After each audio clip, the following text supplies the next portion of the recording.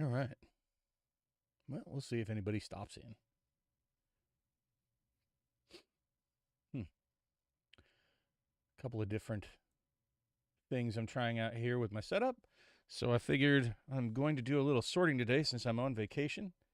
And I would go live to chit chat with anybody who cares to, or if you just want to sit and watch me sort cards as a catharsis.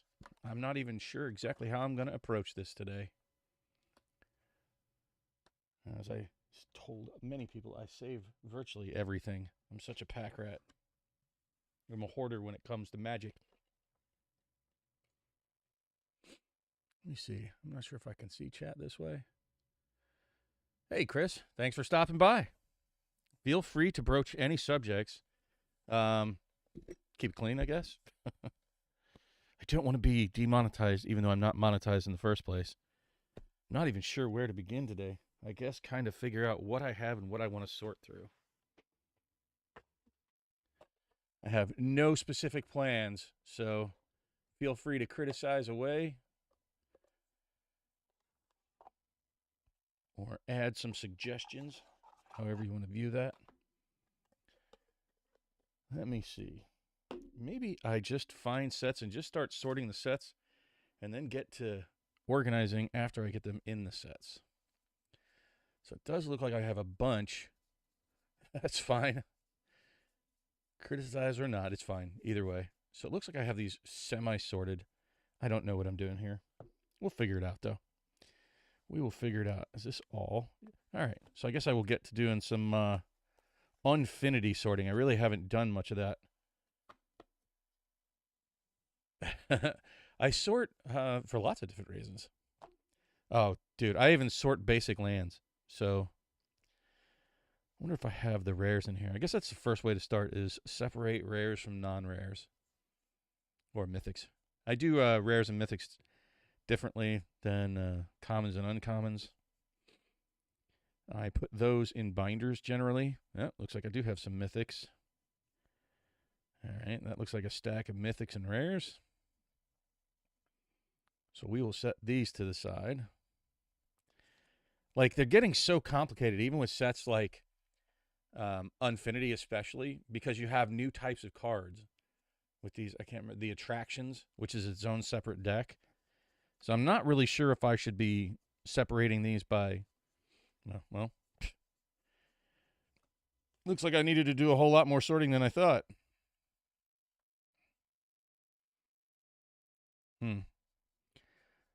So I'm not sure if I should keep the attractions together or rares and mythics. I really don't know. They've made it just about impossible to do collecting and organizing anymore with all the variants and all the new stuff that they have in the game. It is difficult anymore, to say the least. This is making an OCD person's job a nightmare when it comes to sorting, collecting, organizing, sifting. At least it's nightmarish to me. Some of the stuff was the decks that I played in Las Vegas, which I haven't had a chance to really break them down and organize. And that was somewhat fun and not fun at the same time in Vegas. I'm not trying to bash them, but the tournament organization left a lot to be desired. The draft, so a draft tournament, took 5.5 hours. I was so ready to get out of there. I just basically conceded my last few games and was like, dude, just take it. I don't want to be here anymore. But unfortunately, my buddy, he didn't want to leave till the bitter end because he was winning. But we got out of there a little after midnight when it started. Maybe it was about 12:15, and it started right around 7 o'clock p.m., whatever the local time was in Vegas. And I was like, just burnt. Very, very burnt. And ready to go back to the hotel. So stickers. What do you even do with the stickers? Oh, that's cool. Look. There's a little Liliana sticker. That's kind of cool. All right, more rares. Yeah, I don't know what I'm doing here. I think I'm just going to segregate the Rares and mythics from non and just stick with my old method. I don't know where I'm going to put the attractions in the organization scheme. Mana value order than alphabetical. Yeah, I got a couple of those here. The Stanley organizers. Love those things, man. I think every Magic player should have at least 2 or 3 of them laying around. I put a lot of stuff in binders. And unfortunately right now, a lot of my stuff is just laying around on tables and benches and just got cards everywhere. So I figured today, sit down and start doing some organizing so I even know what I have, so I know what to put away. I think that's all the rares and mythics. We'll get to the commons, uncommons, foils, etc. So this will be easiest. I definitely sort by rarity first. It just makes it easier for me, because I'd have to go back and reshuffle all my organization. And I could show you how my binders are set up to kind of show you the nightmare it's become. I go by like, hey, what's up, Super Fast Tortoise? Thanks for joining us. Just doing a little catharsis, doing some sorting, trying to figure out, especially what a nightmare of a set this is with the attractions and, geez Louise. Don't know where I'm going to put things, but I think I'll do the attractions on the tail end like I do lands. I even put in a different binder because I tend to pull out lands. What is this? Yep. That's just going to be a different version of one of the rares. All right, so I go when I get the rarity, then I sort by the variant with the most rare variants first, and I do the most rare variant first, mythic rare. Then I'll do the foils of that most rare variant, then the non-foils, then on to the next rare variant, and sort it by mythic and rare, foil, then non-foil. So it looks like I don't have any foils, which makes it slightly easier. And then I do the Wooburg, which tends to follow the numeric order. So, well, that looks like it's pretty close to being in order there. Yep.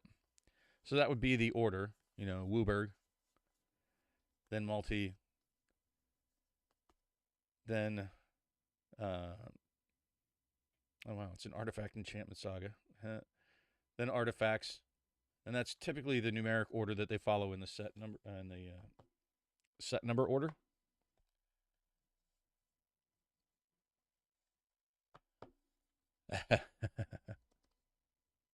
Oh my God, you aren't kidding there, Tortoise.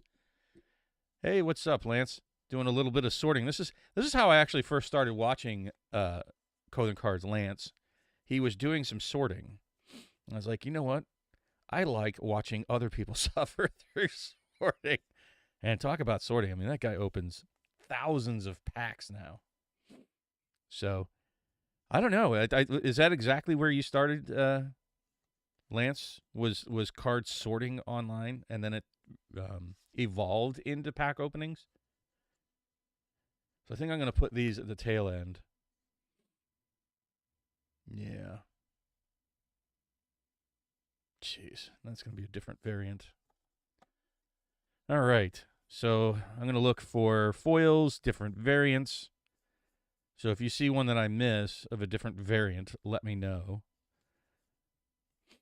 So I think this is a different variant of this one because it doesn't have the slash number on it. So that's typically how they put the variants in, or like special full art, borderless, extended border. Blah. So I'm going to put that as, like I said, it goes by rarity, and then it goes by rarest version by rarity by Wooburg. I mean, they're just making it so difficult. I don't know. Somebody needs to invent a universal card catalog system for Magic cards that everybody can follow, so that when you go through somebody's binder, it's following a familiar order. All right, so I think I have them ordered correctly that way. Now I need to go alphabetic because that's also how they do it. All right. All right. You can hear the girls upstairs. All right. So, sorry. I have to think. So, thinking and talking at the same time is a difficult thing for me to do. How's everybody doing out there? How is everybody dealing with the holidays so far? Looks like we're going to get some snow this weekend. Already did some of the visiting of relatives here. What are you guys doing for the holidays? Are you off work already? Let's talk. Let's chat. Inquest magazine. Wow. I love that old school stuff. Hey, Twiddler. Trying not to freeze. Are you outside? Are you working or something? It is cold as buckets out there right now. But I'm sure I'm going to screw this up, but that's fine. I'd much rather talk with you guys than actually really organize these cards. Bought a heat cable for your gutters. So you don't get a bunch of ice hanging in your gutters and ripping your gutters off the house there. I think those are in order. Wow, that is brave. That's got to be chilly as buckets. I don't even know what to do with these stickers, man. Do you guys treat stickers like you do the tokens? I think that's what I'm going to kind of do. Maybe do tokens and then stickers in the very, very, very back. Work until Friday noon, Christmas party bonuses. Passed out hams and home. Well, there you go. An ice dam. I don't really know what that means, but it sounds bad. They had that shit on your roof. Rip your gutters down. That's no joke. If you've ever had ice fall on you from like a gutter letting loose with like ice, man, that can cause some serious damage. So these are numbered, by the way, in case you're not aware of the stickers. But I don't know. Maybe these will have value someday themselves to just have a bunch of little mini stickers. Like I said, I'm a pack rat, and I pretty much save everything Magic, because you never know what's going to end up appealing to people someday.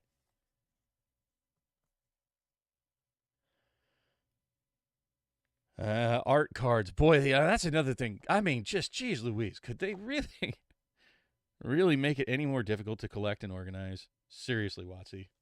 Please, slow down, stop it, cut it out, quit it. No more and then. That's just crazy. All right, here we go. We're going to go for, by the way, one of my favorite cards in the set altogether. Not just because of what it does, but because of that name.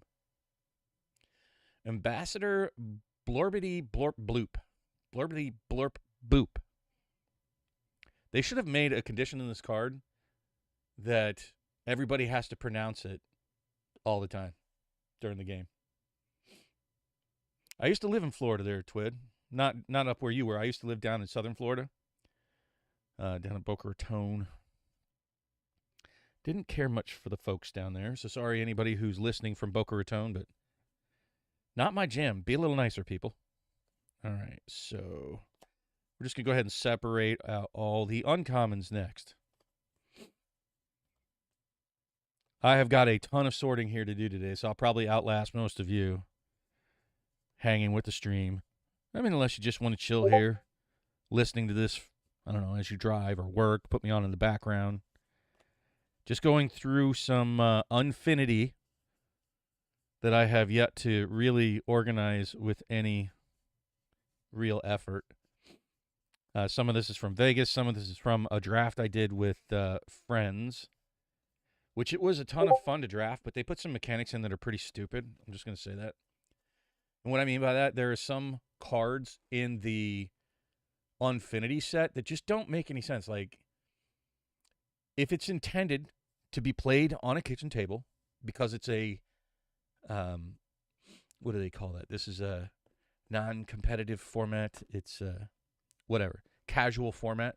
So that means it's generally probably going to be played on a kitchen table. But they have a bunch of cards that require you to have somebody that's outside the game. I mean, it's going to be hard enough to get, 2, 3, 4 people to sit and draft as it is. And now you got to have somebody who's sitting there the whole time, not playing the game, that you can target to ask them questions and do things. Just a terrible mechanic. So those cards that we found out, nobody wanted them. They were you'd rather have the basic lands. I mean, the basic lands. I'm not talking about the special ones. Just anything other than those cards that are just totally worthless as far as like a draft experience goes. So I think they should start retiring those types of mechanics that require something external to the game, even like a website. What if the website's down? What if your phone goes dead? Like one of them, you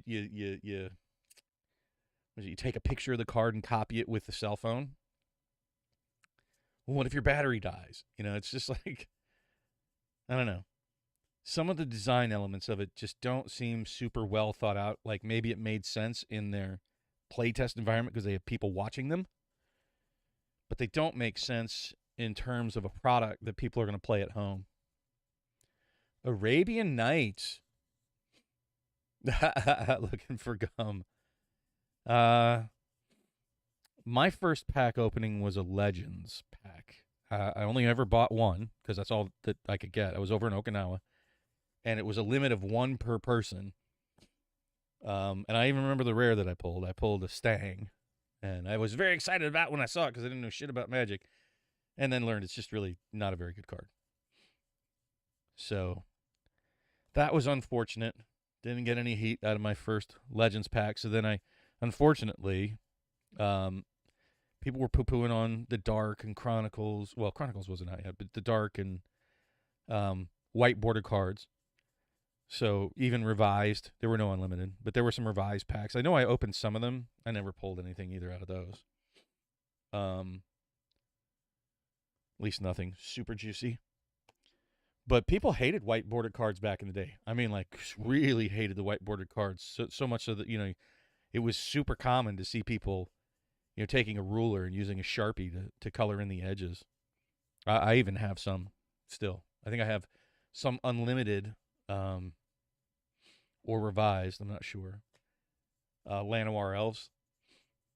I think Llanowar Elves, Giant Growth, and Wild Growth, maybe, that I colored in the borders to look like beta cards.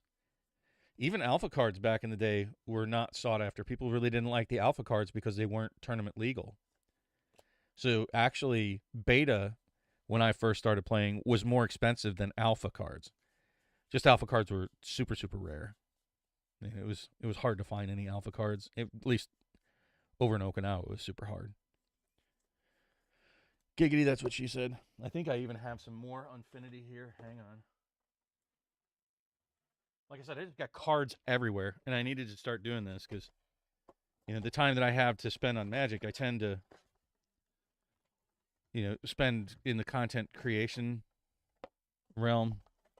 So I tried to sort of blend that today with you fine folks. My bro also played before I did, so I was already somewhat exposed to Magic, so it was less special. Less special. It was less special your first pack? Not sure what you're saying there. All right, so I found my tokens, apparently. Oh. Uh-oh. Looks like I also found the attractions. Lots and lots of attractions. See what I mean? I'm just so disorganized, folks. Y'all should come to a BobCon and help me sort through cards. Get all this shit organized. My God, it takes a village now to sort cards, huh? Wow, I'm surprised all you fine folks decided to stop in and chit-chat today. I hope everybody's doing well. Hope everybody's getting, if you celebrate Christmas or whatever holiday that your shopping's done or getting close to it, because it's getting to be time, folks. Less than a week to go for Christmas if you celebrate, or whatever holiday. I'm sorry, I'm ignorant of, the other holidays, Kwanzaa, somewhat ignorant of Hanukkah and exactly how all that functions. I know they get multiple gifts over a series of days. But I think most of that's done, yeah, for the Jewish faith? I'm not sure. Or if you don't celebrate that at all, and it's just like in Japan, it's just a commercial holiday, just for buying stuff. Oh, white border, wrath of God that you marker. Did you marker it yourself there, Superfast Tortoise? Yeah, I feel the same way about those Llanowar elves. Yeah, I see those and it makes me sad. So which Tanya do we have? Do we have Steph or do we have Tanya or do we have both? And hello. Wait, these are rares. I'll tell you what, this Haunted House, if you're drafting, that Joker's a good card. Pick that thing up. It's really good. I mean, these attractions really do. They are fun, but I just think logistically it's going to end up being a pain in the butt overall. Centrifuge and gift shop. Okay. Oh, cool. They're mainly organized. Tanya saying hi. Well, hello. Good to see you. Don't remember what I got in my first pack. All I know it was Mirrodin block. You know, I played most of the Mirrodin block on MTGO. I think it was pretty, new and big back then. I regret doing that. And then I sold it off, and I regret doing that. Lots of regret when it comes to Mirrodin and that whole era. Should have taken every penny that I spent that way and just put them in paper cards. I knew better. That's actually part of the reason that I wanted to get on YouTube. I know it might sound sappy, is I wanted to try to, advise the best that I can, share the knowledge I have over the years, and try to save pain for a lot of people out there. I know, I sound sappy, but it's the truth. I am a sap. But I don't have any of this organized, do I? Woo! This is going to be a day. Got foils. All right. So those things were easy to separate out, right? They even have a different back. I love that. Different back on them, by the way. I don't think I have any more, do I? Should be quick to spot. Nope. I think there's a lot of different things on the back of these, if I'm not mistaken, or is that on the different? I think maybe it's on the tokens. I don't know if you guys are aware of that. The tokens have different back. Yeah, so they have like different like stories and stuff on them.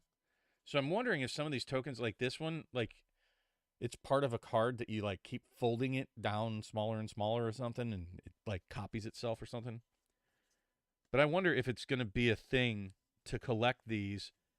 Like I said, just these different variants on the back of some of these cards. Like some of these are going to be duplicates, and they'll have different backs. Let me see if I can find that. So like, to try to show you what I mean.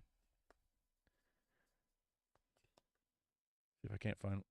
That doesn't belong in there. Whoopsie. So, sorry it's taken me a while to get to my point here. Bob is a man of the people.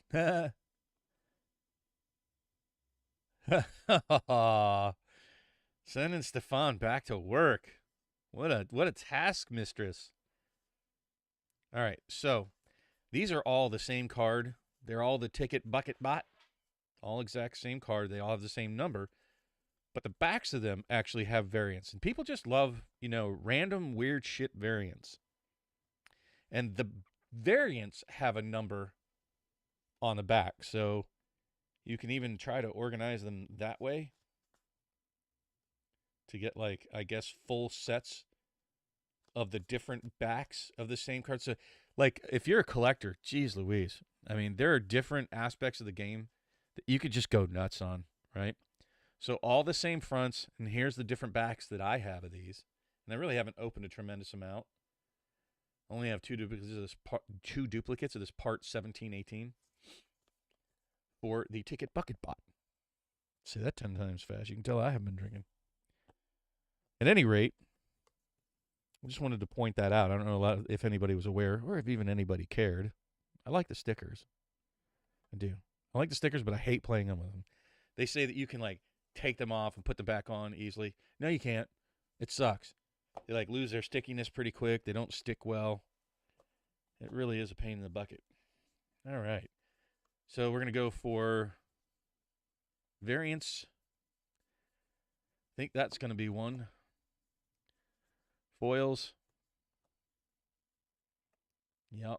The showcase. Those are definitely showcase. And if I miss one, holler out and let me know. So how's everybody else doing with their set organization?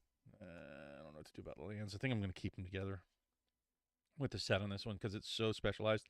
I separate out lands from most sets, especially the rares and mythics, because I tend to use the lands most frequently with many different decks, if that makes sense. So like you put shock lands and fetch lands and Cavern of Souls and those types of things. There's so many different decks that I have those in their own binder. I think I might have even brought it down. And the organization in that binder just is really terrible at the moment. So I guess those are all the... Oh, wow, those are already in order. Look at that. Separated them in order because I got skills. All right. And then the foils should go in that order, I believe. I'll always check the numbers to help. Oh, I guess that's white. See? Checking the numbers. I thought it was an artifact, and it is, but it's also a white artifact. So I go by set number. Now we separate into piles of colors. Woot, woot. Everyone in chat, have an awesome day, everyone. So if I didn't say goodbye, ex post facto, Stefan, thanks for dropping by, and have a wonderful day, dude. That'd be cool if WotC put snippets of their comics on the back of tokens, giving you the ability to collect story. That would be neat to have like little mini comics on the back of cards, and you have to collect them to put together the comic strip. That would be pretty sweet. What a creative idea there, Tortoise. I like it. I like it a lot. I like the collecting aspect, and it feels like, unfortunately, over the past, I don't know, in the latest era, that Magic has become so much less about the game and so much more about value and investing and increase in the price of the cards. I mean, back in the day when I first started playing, and I don't want to just always sound like an old man, but you were aware of value, but cards didn't move up or down so fast, right? They weren't, it wasn't like playing, the commodities market or, penny stock investing where you're just trying to invest in the crypto and get out before it busts. And that feels very much like the direction that WotC has gone, which makes it very difficult for a collector. I'm not sure how I feel. Investing is sort of a newer aspect of the game for me. But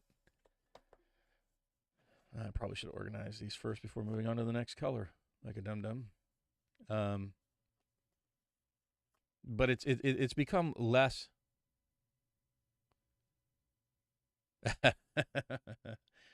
Twiddler asking if I can stop by Florida and do some organizing for him. Man, I want to pay somebody else to do it for me. There you go. There's a job you can get in the future. Hey, I'll come in and for a fee, I'll organize all your cards. Card organization as a service. But I'm not sure. I really don't enjoy as much the financial focus on Magic as I did previously, being just strictly a player and collector. I'll say this: it feels like they've very much given a big middle finger to collectors as of late, for just the reason we haven't even gotten into the variants. Just wait till we get to the Pabo. That there's what, like 9 different variants of Elish Norn alone, like 6 or 7 different versions of basic lands. Guys are going to make me short circuit there, WotC, when I try to do this organization stuff. It's already hard enough as it is. And then you're going to have cards that aren't, like, I just don't even know. I don't even know. Aren't going to be widely available, that are only going to be in the complete bundle, which is what I ordered. I did order pre-ordered a case of the complete bundles at like $62 a piece.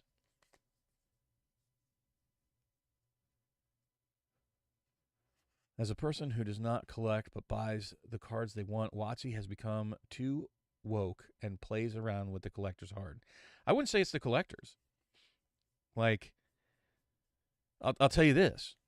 As a collector, one of the last things that you want to hear, you want to have something special, right? So when they say that they are, boy, let's back that up because there's a lot of thoughts here, a lot to unpack if you guys want to hear it.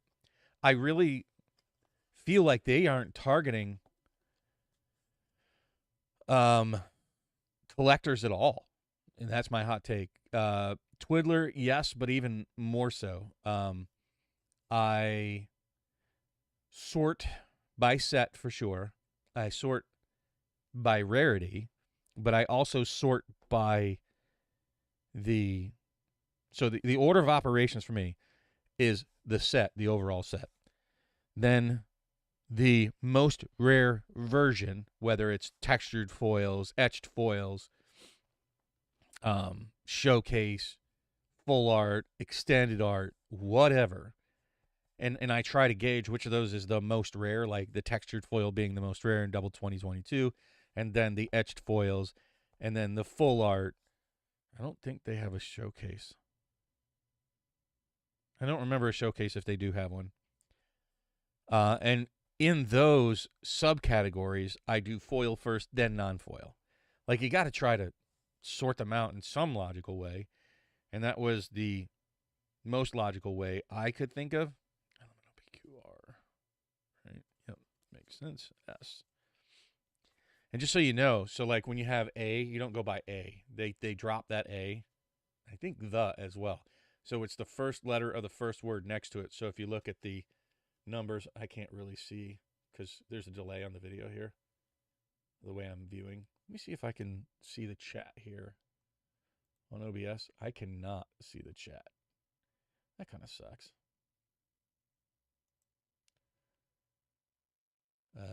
Okay, whatever. All right. So just for a second here, I'm going to look on OBS. So if you look, really. All right. Well, the focus is just a little off. Come on. Focus in there, buddy. You can see that the A is card number. Come on. I don't know why it's being so funny today. Card number 87, and Quick Fixer is 85, and whatever that one in the back is 89. So they dropped the A. There you go. Things I learned today, huh? So that's how they organize them. I try my best to organize them the way that WotC did, but they even don't make sense sometimes with their own set organization and number and Wooberg. Sometimes I just don't understand at all. Like, it doesn't make any sense whatsoever. It doesn't follow whatever order that they've started establishing, and it's just totally random spot in a set. It's like, I don't get it sometimes. So I don't strictly follow the number on the card. I try to follow the numbering process, the way that they laid it out. Like, if you go back and look at card numbering when they started it, which I don't remember when they started card numbering. I'd have to look. But the card numbering went in Wooberg order, with basic lands being in the very back. So it went, white, blue, black, red, green. Then it did, I'm not sure if it's gold bordered, then multicolored. I think it's gold bordered. It might be multicolored. I'm not sure. It's one of those two. And there's a difference. I know they're both multicolored, but there's gold bordered multicolored and then just regular multicolored that's not gold bordered, which I don't really understand why they made that decision, but they did. Then you have artifacts and then lands. So that was the basic order that I followed in my set numbering and organization for many, many years. But they've gotten so complex now that it doesn't even necessarily follow that order. Right? And then if you only followed that, you'd have a problem with the variants, because they're above the set numbers, like how you have the slash on a card. Oftentimes the full art variants, like these showcase, you notice they don't have the slash, so they're sort of outside the set. It gets very, very, very confusing very quickly. And then you can even get cards in the packs for the set that aren't technically part of that set, like the commander cards that you get in sets nowadays. They could have the exact same number as another card in that set, but the the commander set is considered outside the set. Do I collect the set basic lands too? No special treatment. I keep everything. I don't go out of my way to collect. I stopped doing complete set collections a long time ago. My last complete set, and I broke it up, was Urza's Destiny. I think I just need a couple of cards, maybe just Metalworker at this point. No, I think I also need Rishadan Port. Maybe Tanglewire. I'm not sure. I think those are in there. I'm missing a few cards out of it. But I sold a bunch of cards some time ago to take my daughter to Disney. I've gone through that whole sob story a number of times. And, it's hard to feel bad about that because I got to take my daughter to Disney when it was very important. She was 6 right after a divorce, blah, blah, blah. So I broke down, looping back to a very long answer to a very simple question. I generally stopped collecting sets after the Urza's block. I don't want to collect sets anymore. So it's too difficult, too costly, and it's a nightmare to try to organize things. And then how would you even list that in your collection? What does a complete set even mean nowadays? It doesn't make a lot of sense to me anymore. What a complete collected set even is, right? Well, Lance asking, how is my sealed collection going? That's a very interesting question. After the fireside chat, it really shook my desire to collect, because as a collector, when you collect things, you generally want to try to collect things that are rare, mostly. I mean, some people collect bottle caps and other weird shit, but most collectors that collect things like Fabergé eggs or coins or stamps, you don't collect the current forever stamp. That's not very... Oh, hello, Savannah Lion, and hello, Jamestown. I like collecting things that I feel are going to be somewhat limited to a degree. Even regular sets would be somewhat limited. But Cynthia, is that her name? God, they so need to clean house over there. Stating that if a set goes up, if they print a standard set and the value goes up significantly, then, they've made a mistake and they need to print more. Wow. I think that is really off-putting as a collector, me personally. I don't know how all collectors feel, and I don't want to speak for everybody. But who wants to collect things that everybody else already has 20 copies of as well? Whether that be a sealed box or a Black Lotus, No, it's not really how they've been always. It's certainly a very different approach. And at least it's the confirmation of that different approach. And it's somewhat frightening. And you can see it. To me, she was talking out of both sides of her face saying, no, we're not overprinting. Yet their third quarter report said that they have a surplus of stock, a surplus of inventory.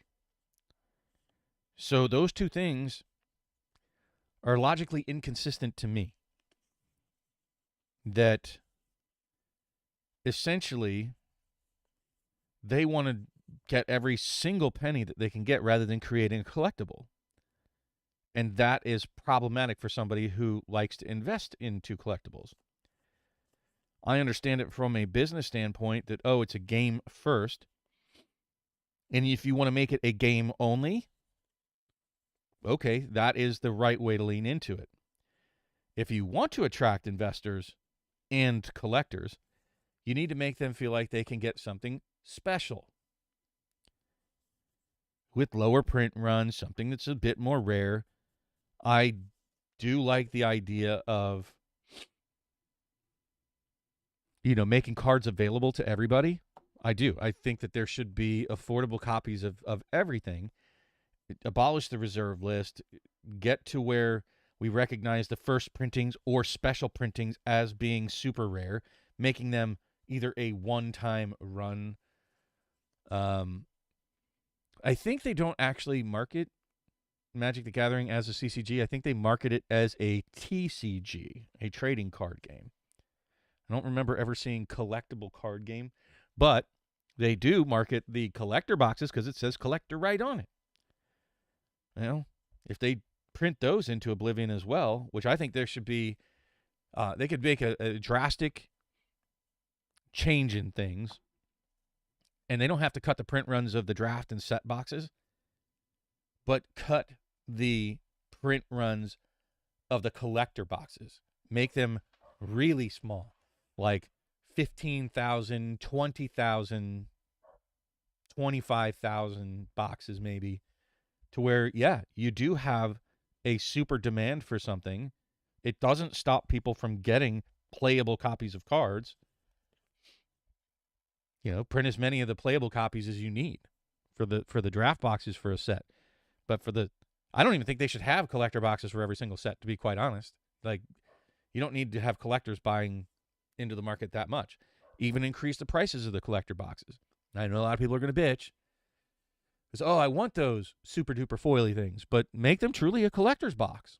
Make them very, very rare and hard to get. And once they're sold out, just like many collectible things, they need to be rare and hard to get your hands on.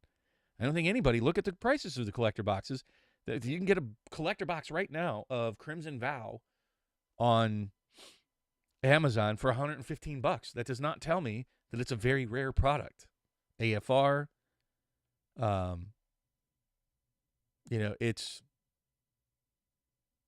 it's definitely not being handled the correct way, in my opinion. Like, there needs to be something collectible, and at this point, there just really isn't.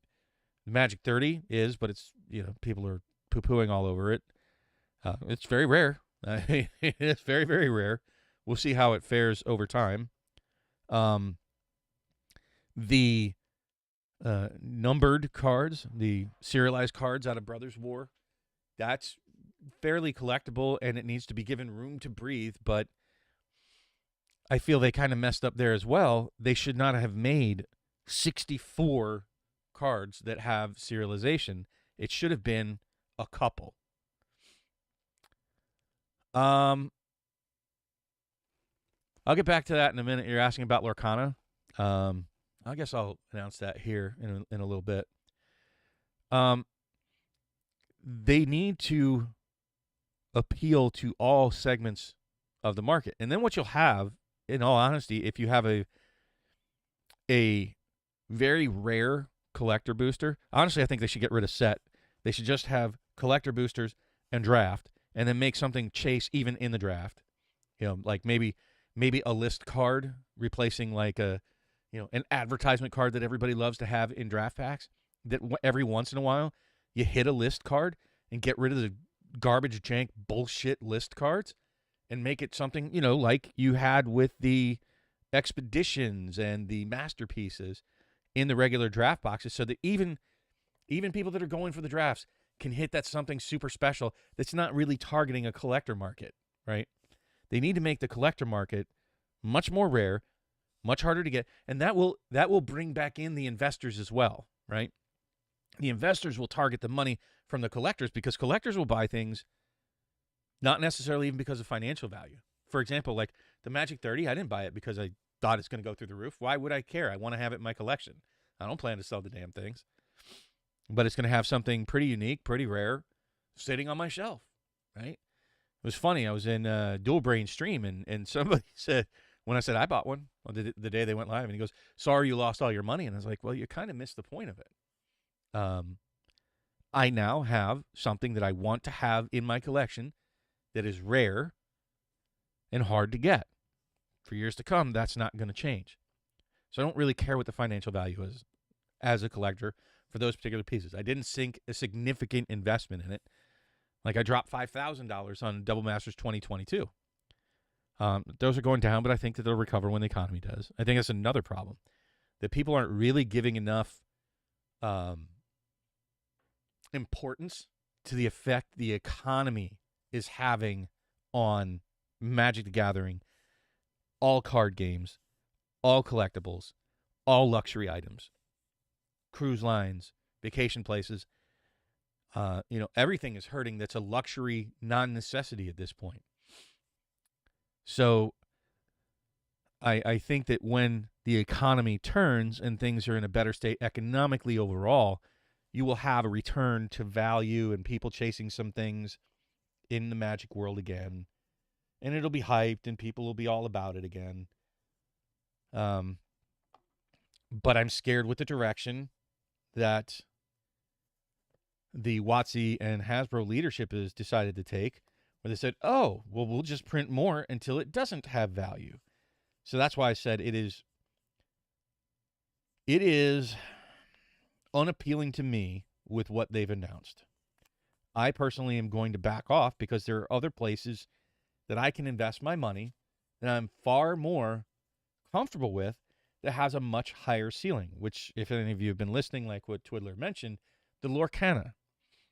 Now, why am I more interested in Lorcana? Do I think it's necessarily going to overtake Magic? I think that would be a very tall order for it, but it doesn't have to in order to be an investable, right? If it only goes up 100% in 3 years, well, are any of you making 33% on any of your investments? That's a pretty large margin. I would be very happy with that. And being a Disney product, wow. I mean, you're not even in the same league when it comes to marketing, the financial backing alone. You know, WotC's talking about being, Hasbro's $1 billion a year company. Disney's like a $70 billion a year company, folks. Like, it's nowhere near the same vein. Disney has their own channel. They have amusement parks. Let me give you just like some of the things that they could do. And if I had their ear, I would toss some of these ideas at them. Imagine having a trading card game. It becomes collectible. If you look, any of you right now, go out on eBay and look at Lorcana, right? And look at sold Lorcana listings. Some of them are in the tens of thousands of dollars for 6 cards that people just bought in September for $50. That shows to me, and there's a lot of sales, not all at 15,000, but a couple thousand even. If you make 2,000 off of a $50 investment, geez Louise. Now, yes, they're pre-alpha. They're going to be hyper rare. They're going to be the unicorn to try to find because people just didn't essentially even know about it. And that shows me that people out there with money are very much interested in it. It's not just the Timmies that are going to have 15 grand to drop on a wild stab at a trading card game. So there are so many aspects of this. I mean, I really should just make videos about it. But for Lorcana, there's going to be what I call accidental sales. What is an accidental sale? Well, if a grandparent sees Brothers War sitting on a Walmart shelf, they're not going to really know what the hell that is. If you see something like this for the grandkids, that's not really going to grab most grandparents to buy for the grandkids. They don't know what Magic is. They don't really care. But if they see Mickey Mouse on it, if they see Ariel, if they see Nemo, if they see Star Wars, far more recognizable, and they're going to buy that shit not having a clue what it is, not even really caring. So you put a Mickey Mouse product right next to a Magic product on a shelf at Walmart globally, I would bet you a significant amount of money that you're going to have far more sales for the Disney products being just recognizable. So, again, oh boy, I don't even know what to do these ones that don't have acorns, Chiefs. I don't know. The organization of this is going to be, it's going to be a challenge for Unfinity. So that's what I mean by accidental sales. You'll have grandparents, parents, whatever, buying Mickey Mouse / Disney stuff, regardless of whether they know what the hell the product is that they're buying. They're buying just the stuff that's on it. And it happens all the time, folks. Trust me. Think about all the stuff that grandparents have bought you over the years that they don't know what the hell it is. Video games. And it could even be a garbage video game. Oh, they'll love this Mickey Mouse video game. No, they all suck. But, that's kind of my point, is that you'll have those accidental sales. And then you'll have intentional sales. And it's going to have a marketing powerhouse behind it that Magic just cannot match. Their own television channel. They're going to have theme parks. Imagine, hey, come to Disney in the month of June and get a random serialized Lorcana card as part of your entry to Disney World. Like, if you don't think that's going to have a bunch of people going to Disney just to pick shit up, you're mistaken. So you'll have people probably trying to, you'll have your poachers or your, what do they call those? The scalpers just standing at the front gates of Disney trying to buy cards after people visit the park for the day. It's going to be something, like I said, it's just avenues that Magic cannot compete with. No other, not even Pokemon, can compete with the powerhouse that can be Disney, right? Hey, go to the movie theater, watch our new Bambi movie, and get a blah, blah, blah card for going to this. That's a special version just for this release of Finding Nemo 3 or Toy Story or whatever. I mean, it has a much higher, those are speculations, absolutely. And I realize that. What I'm saying is it has a ceiling that Magic just cannot have, right? Now, they both have the same floor, and let's assume that they come out at a competitive price with Magic. That you're risking $100, especially if they're going to print the boxes into Oblivion. You can get boxes of Crimson Vow now for $60. Most of the Flesh and Blood boxes are hovering around that $60 mark. So the risk is, in my opinion, the same, but the ceiling is not even in the same conversation to me. I could be wrong. I'm just sharing my thoughts because Twiddler had asked about Lorcana. And as a matter of fact, I am in the works with somebody else to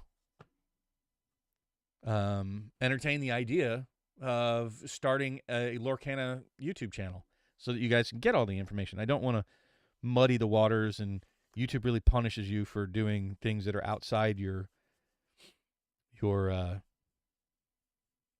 do you call it? Out of your wheelhouse when it comes to like Magic. People don't want to come to a Magic channel listening about Lorcana, so I'm not going to discuss it too much.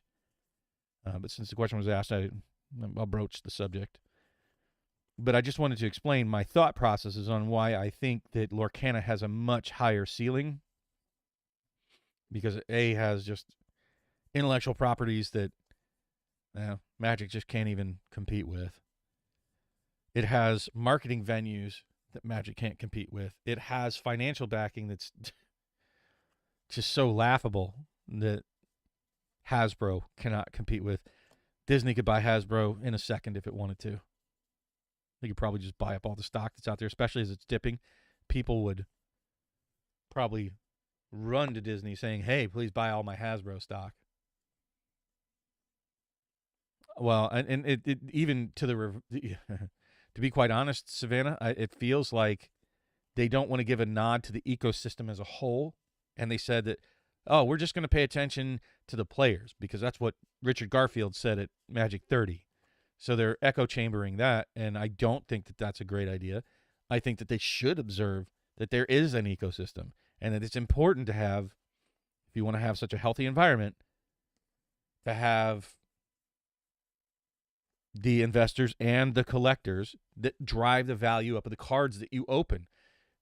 Who here doesn't like to open up a pack and hit a $100 card? Well, that's not going to be the case if you get rid of the investors and the collectors. The cards will just lose value. I don't really think that it was for the players. Nowhere in their advertisement did they ever say it was for players. They are commemorative collectibles. Is how they've described them. If you go look on their page and just, do the Control F and search for those words. At no point did they say everyone. They only mentioned players once in the entire thing, and it had to do with Sol Ring, I think. And they let you decide who the product's for. They didn't say that it wasn't for anybody. At no point did they say that this is not the product for anybody. That's all just people confusing popular YouTube content creators out there. When you say something loud enough and long enough and often enough, it becomes accepted as like, oh, well, that's what WotC said. No, they didn't. And I'm not defending WotC. I'm not defending the product. I already stated my piece about it. I just wanted something rare on my shelf, and I have it, so I'm happy. I'm satisfied. Whatever happens to it from here, well, that's up to the community. I don't feel it's for the players since it's not tournament legal. It is clearly something that most people are not in favor of. So you'd probably get a lot of guff from people, even in your play groups, for hating on it. I don't even want to go down that rabbit hole. There's enough people that have said enough hateful things about it. They've done that job well enough. I'd much rather talk about the exciting stuff that I'm doing. Magic has one pool of customers, Magic people. Lorcana has two pools of people, customers and Disney people. Lorcana, players, collectors. Yeah, I mean, when you say Disney people, I think Disney appeals to a much just greater audience. Like, it's just, to me, that's, I could be wrong. Folks, I'm no expert. I'm just telling you what I'm doing and what I'm seeing. And it's not like I'm going to give up on Magic and just go pure Disney. But I certainly want to have exposure to it because, just like anything, Sears was the biggest thing in the annals of history, was just a juggernaut for 100 years, in all honesty, until it wasn't. So all these people, relying on, Magic just being the king and can't be dethroned, well, that's until it can be dethroned. I never think anything's too sacred. I'm a believer in science and whatnot, and I believe in constantly evaluating and reevaluating the truths that I hold dear. I don't hold any truth so tightly that I'm not willing to have my eyes open to other things. I think it's just wise to be open to other things. For me, this is just what I spotted, and it was really just a shock because I had heard about Lorcana several months ago. I don't remember how long ago, actually.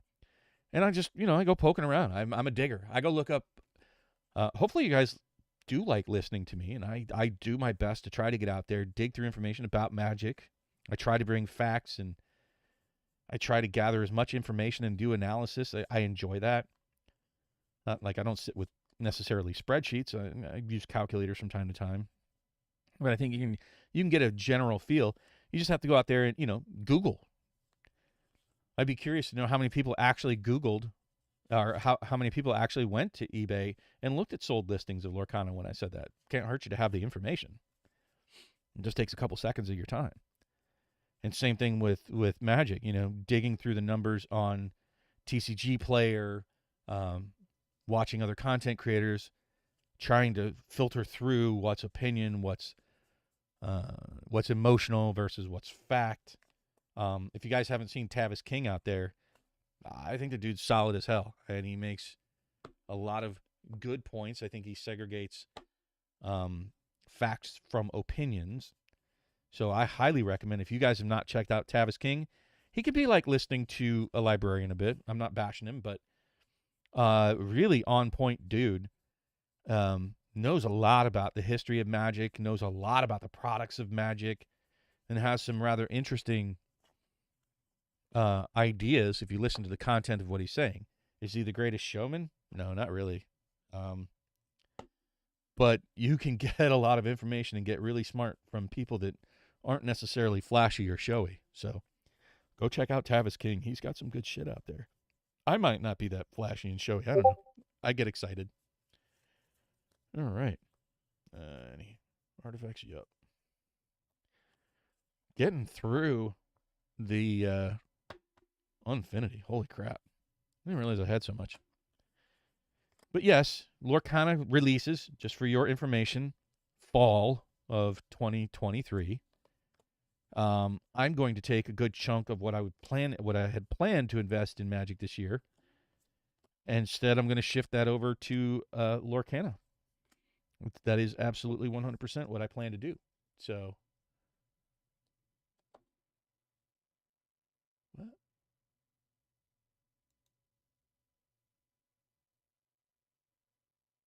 I have no idea. It flagged you, Savannah. I'm like, what? Why? I don't care. All right, so hold on. I went on a very long rant there. Let me catch up on the chat. Resistance is futile, and date it is. Magic is one pool. I'll be collecting Lorcana myself.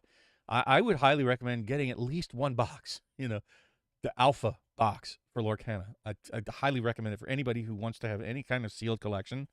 I plan to invest significantly more than that, depending on the price point, of course. Will also depend on the game itself and some of the competition. Once he gets on their toes again. I don't think that Magic's really going to compete with Lorcana because, like what James said, Magic appeals to a very narrow market, and Disney's going to appeal to so many. It can grab some of the Magic people, but I think that's going to be a small segment of who they're actually appealing to. They're going to release their game, and it's going to have its own life. So it's I feel, anyways, and I could be totally wrong.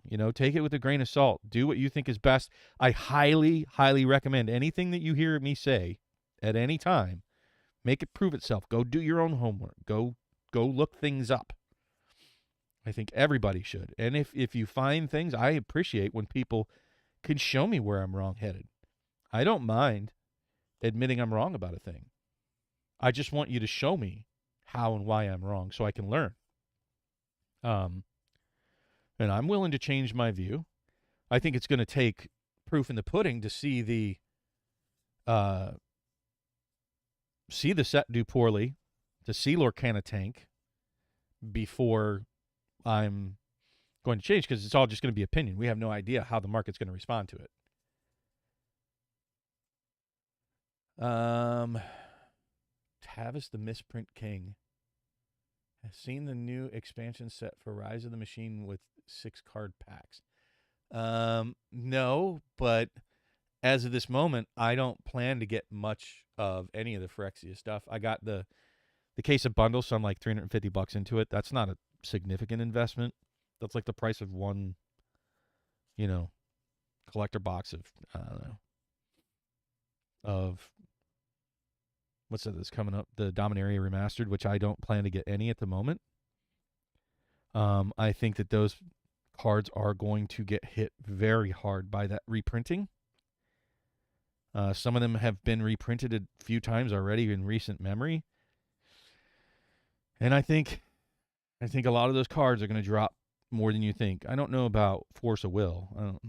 That's such a high card, but if that's the only one that maintains value, I bet those tutors get between $5 and $10 a piece, except for the Vampiric, which will probably be about $15. To be like its third printing in recent memory. That's pretty rapid reprinting of Vampiric Tutor. So I feel bad for Vampiric Tutor. It is probably not going to hold value for long. I think that probably the Urza is going to get. It's like they just want to keep reprinting until they see it go down significantly. Like this will be its third printing in 2 years. Well, 2.5, maybe 3 years. Like if you're reprinting Urza High Artificer every 2 to 3 years, well, if you're printing it every year, really, I don't know that it can hold significant value. Um, I think Arborea is probably going to take a big hit. And it wasn't a very expensive card to begin with. I think that Sylvan Library, geez, I don't even know how many printings that's had now. But I don't think it's going to hold a whole lot of value. Birds of Paradise, it's always around that, even when they reprint it, somewhere between the $5 and $20 range for the fairly easy ones to get. So I think the Dominaria Remastered is going to suffer some really big drops, especially in today's economy. It's just, I don't know. I don't have a whole lot of faith, and it's already a very high price point for the product, in my opinion. $300 for the collectors, and $180 to $200 for the draft boxes. I mean, there's not a whole lot of room for it to go up. I mean, the prices of the cards just don't give it the room to breathe. So is what it is. We'll see. I could be wrong, but I'm going to wait at least 6 months before I even begin to make a decision of whether or not I'm going to buy any Dominaria Remastered. I'll wait to see if it starts to drop. If there's you never know now. They've changed my mindset for buying Magic product. Very rarely will I ever pre-order anything now. I only pre-ordered the Pabo complete bundles at $62 a piece delivered, because Amazon has it at $80. Even if they put it out there, I mean, are they really going to sell it at $40 a piece? Then I'll be like, that was a mistake. So take care, Tortoise. So I'm probably going to wait from this point on. They have now trained me to really not just be selective, but with these Amazon dumps, they're also training me just to be even more patient and wait and see if you have a dump. And the more people that wait and see if there is a dump, I have a feeling the more dumps there are going to be, because it's just not going to sell the amount it released that they used to. So I don't know. They're definitely changing the buying habits of lots of people, and this is from my perspective. I consider myself a mid-tier investor collector, but I won't be this year. So, and we've already heard from the Rudies and the what's his name, MTG Lions, and I guarantee you those guys bought a crap ton more than I did, that they're scaling way back. And Rudy's saying that all of the stores are scaling way back. And what's his name? Cardinal Gaming. I think he was even live last night. He's an LGS owner that's very unhappy, talking about how he's going to be scaling back. So, boy, I think we're in for a very bumpy ride in the very near future with Magic. I think we're going to see a big pullback from a lot of people. I think that fireside chat did way more damage to the ecosystem than printing Magic 30 did. Like that, I don't think anybody enjoyed that fireside chat, and I think some of the things they said, if you really listen closely, were disconnected and disturbing at a minimum to me. So much corporate speak, so much being out of touch, going to cocktail parties and the recognition. Who gives a shit? I don't care how recognized you are, dude. Tell me what you're going to do with Magic. So disconnected. What's the last cocktail party any of you went to? How many Magic cocktail parties are there? That just so out of line with their buying public. That was purely, I think, aimed at the stock investors, which I hate to say this, the game can exist without the stock investors. It cannot exist without the players and Magic investors. I love you too, Sherry Vegas, the lovely Sherry Vegas, folks, who got me a lovely, I don't know if y'all saw it on any of the Discord channels that I was on. She gave me an early Christmas present. I don't have it down here with me. But she got me an Underground C, a near mint Underground revised C. Boy, whoo! That was big. That was big for me. Getting close to recompleting a complete set of dual lands, and all because of her. So it's definitely a keeper. And she loves seeing you guys react when I share the gifts that she gives me. So everybody claps in chat for the lovely Miss Sherry Vegas. Forgot where I was at. Talking about the fireside chat. Anyways, like I said, I think it was damaging. I try to listen very carefully and closely, and then I went and rewatched it, and you read the transcripts and check with the third quarter report, and it just, I don't want to call anybody a liar, but those things are logically inconsistent. Oh, we're not overprinting things, but we have excess inventory. That's a problem with our third quarter report because people are price sensitive, so we have excess inventory. Well, I think excess inventory means you're printing too much. Like, that just seems to be how I would reword that, or paraphrase, if you will. So, which is it? You're unaware of your third quarter reports, which would be, I don't know, probably even more disturbing, which doesn't surprise me that, you come onto a show to talk about the direction of Magic, and you're reading the damn wiki page on Magic. Oh, thank you for that. So you were reading that for the stockholders is what you're saying. So basically giant FU to the, not really the players. I think what they said should be comforting to players that don't give a shit if their cards have any value whatsoever.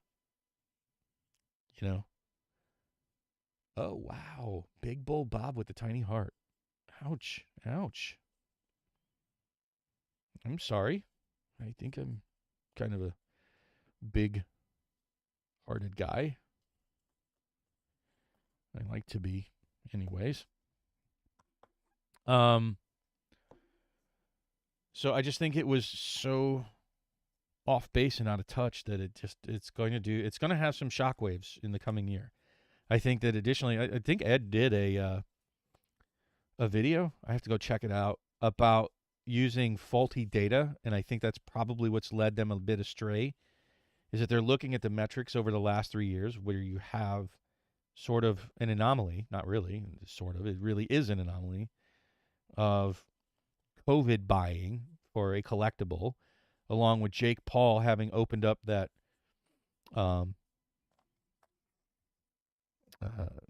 Pokemon box for $200,000 and they got $1 million in cards or whatever, and that caused a big old craze. So they kind of rode the wave, and you have this massive spike of interest in Magic and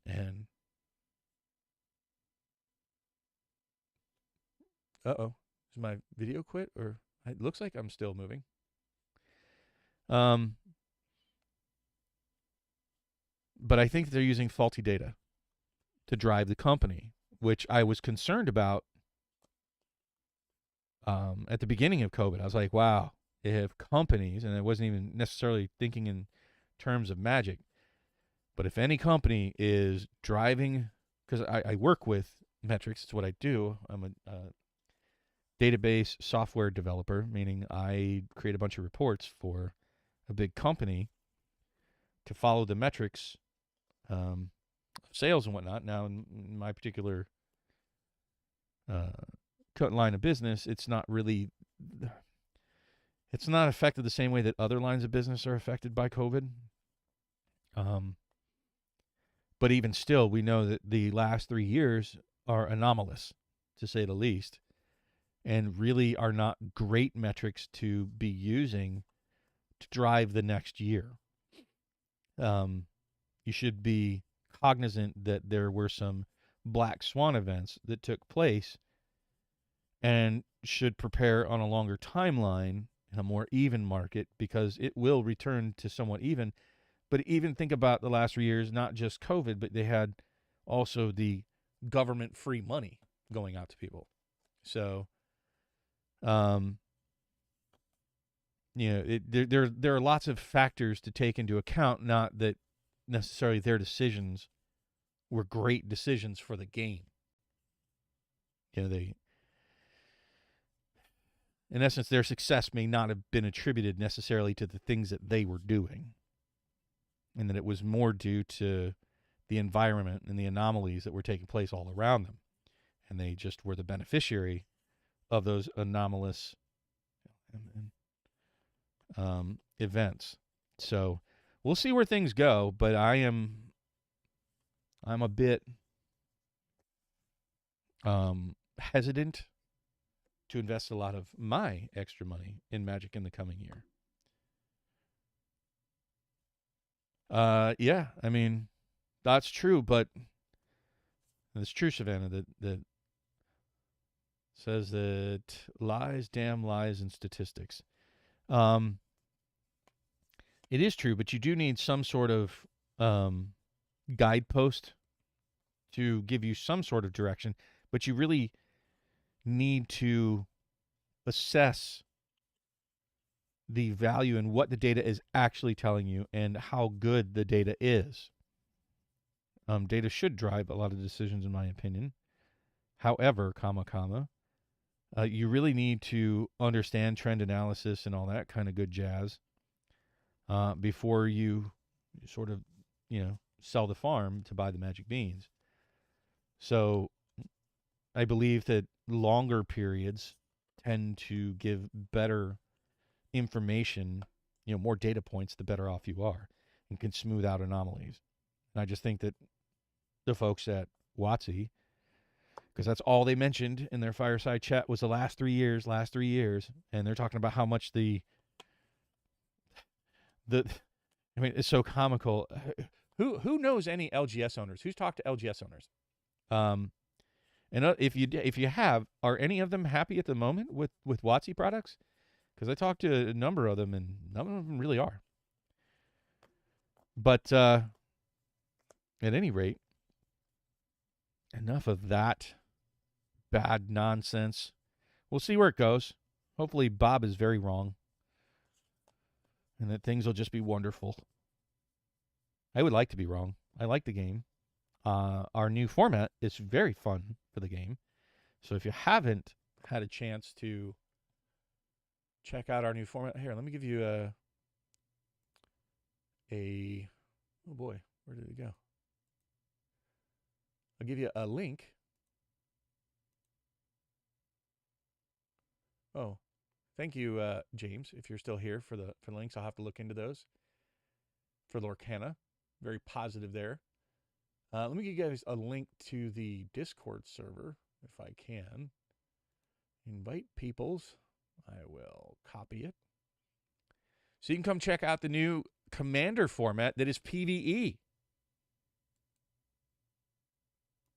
This is good stuff, folks. It works so well. I highly encourage, if you want to find some happy in Magic, give it a shot.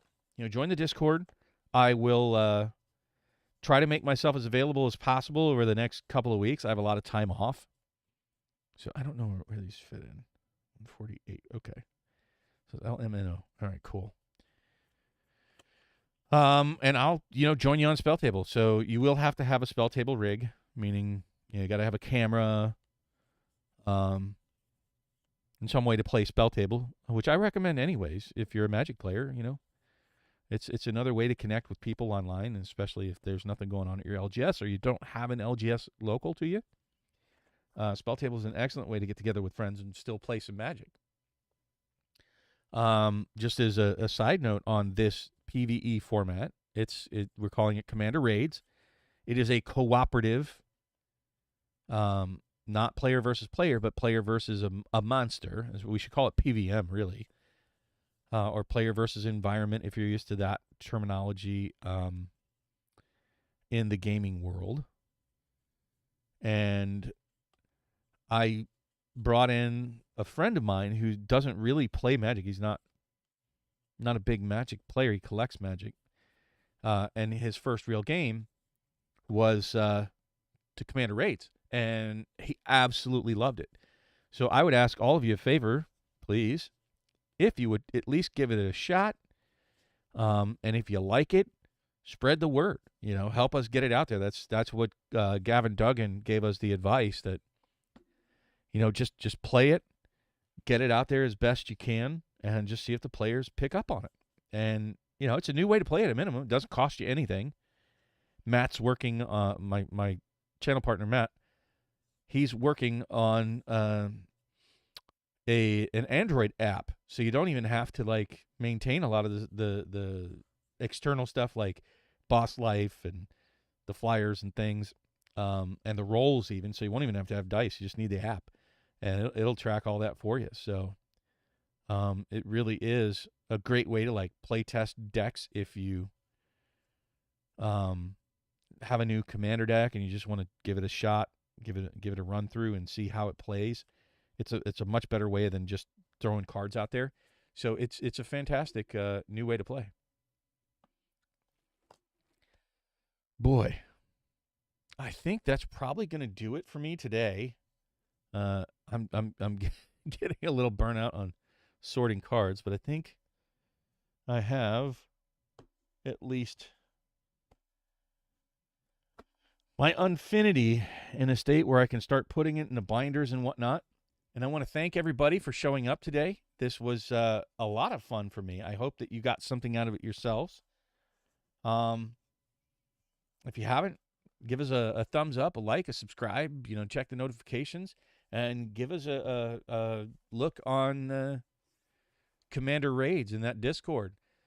If I don't catch any of you before the holidays, have a happy holidays, and be safe out there. Take care, everybody.